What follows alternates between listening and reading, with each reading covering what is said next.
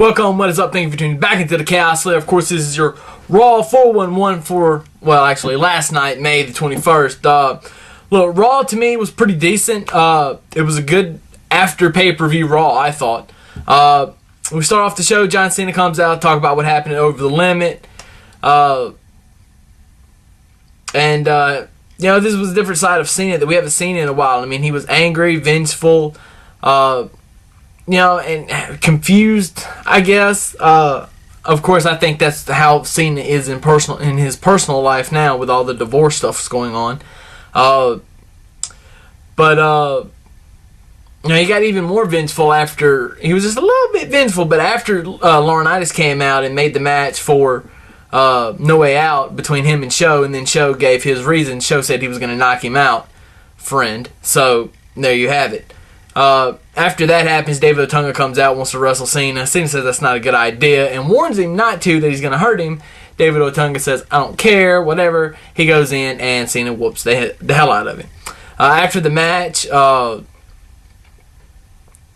he would not let go of the STF, and so that brought out Tyler Rex, Kurt Hawkins, Darren Young, and Titus O'Neil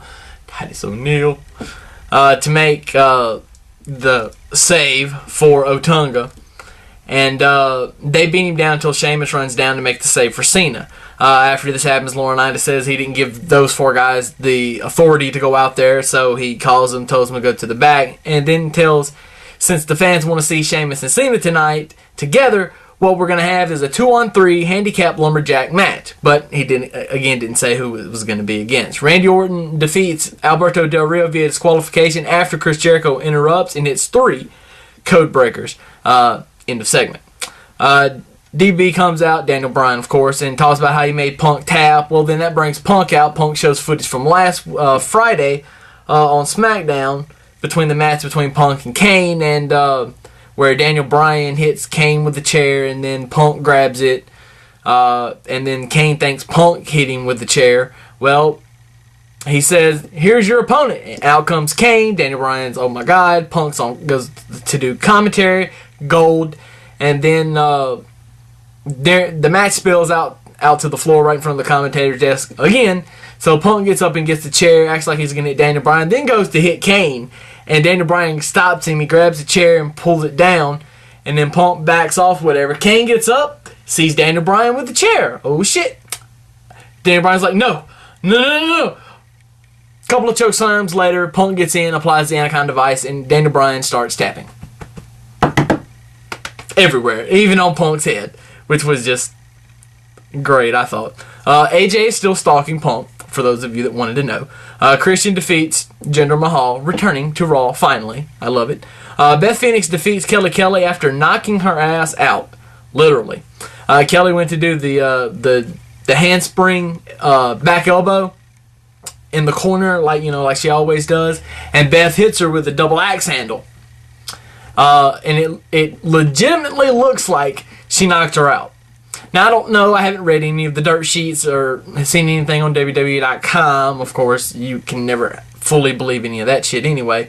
But I don't know if that was legitimate or if it was just done that way to put Beth Phoenix back over so Layla and Beth Phoenix, so their angle will continue. And that's probably what happened. But Kelly deserves an award some kind, because she sold the hell out of it. It made it look really good. The Glam Slam looked horrible, by the way, but Beth Phoenix wins. The handicap match, Sheamus and John Cena versus Tensai now. He's not Lord Tensai anymore, he's just Tensai, Swagger and Ziggler.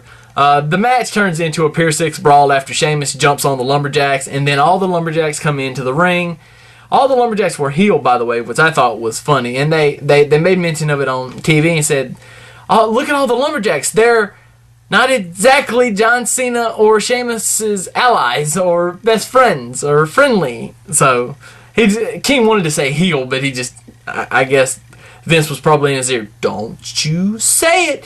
Don't you fucking say it. Anyway, so that happened. And then some of the faces come out, make a run in and clear. It just all goes crazy. And then Cena doesn't see the Big Show, so he leaves. He goes, finds the Big Show. Or actually, the Big Show finds him and knocks his ass out. End of Raw. To me, it was good. The Divas were actually given time again on Raw this time. Oh my God. Holy fucking shit. It happened again. So maybe something good is about to come. They're doing more build for the Divas. Oh my God. I stand in amazement. I stand in amazement. They're already building that, continuing to build that before either world title match has been made for the next pay-per-view. You already know that's going to happen, so I approve. Raw, like I said, to me, 7.5, 8. I mean, I'd go an 8 for sure. 8.5 is kind of a stretch, but for me, a good solid 8. Being after a pay-per-view, nicely done, WWE. Good job. My thoughts, exactly. So that's all I have. Leave me a comment. Let me know what you thought of Monday Night Raw, or if I'm a dickhead, apparently. I guess you can do that too. But, you know what? That's all I got. Deuces, as always. And for now, Chaos is out.